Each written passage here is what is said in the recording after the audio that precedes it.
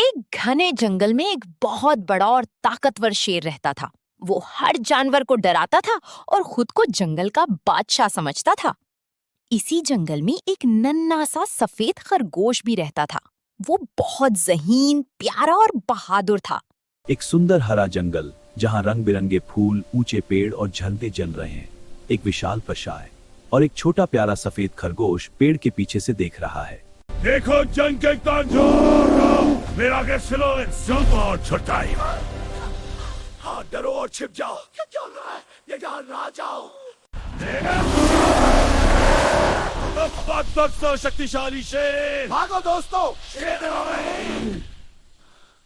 कहीं छुपना होगा। देखो मेरा गुस्सा। जंगल का राजा कौन है? किसी की हिम्मत नहीं मेरे सामने खड़े होने की। मुझे डर लग रहा है। हर रोज एक जानवर मेरे खाने के लिए आएगा, वरना मैं सबको तबाह कर दूंगा। एक प्यारा छोटा सफेद खरगोश गहरे सोच में, एक क्लेवर स्माइल के साथ, और वहां ही दूर से शेखर बैठा। क्या खरगोश का विचार इन जानवरों को प्रभावित करेगा? अगले दिन खरगोश की बारी आई, लेकिन खरगोश ने एक जबरदस्त प्लान बनाया। वो जानबूझकर देर से शेर के पास इतनी पहुंचा। देर क्यों लगाई? मुझे माफ कीजिए महाराज। जवाब दो, वरना खा जाऊंगा तुम्हें। रास्ते में एक और शेर मिल गया था। वो कह रहा था कि वही असली बादशाह है। क्या वो झूठ बोल रहा है? मैं यहाँ का असली बादशाह हूँ। मैं उसे सबक सिखाऊंगा। मुझे अभी उसके पास लेके चलो। जी शेर साहब, फौरन। चलो। हो रहा दूसरा शेर।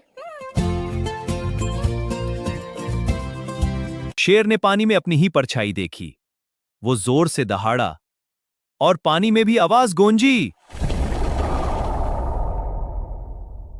ओ रहा दूसरा शेर। दहाड़!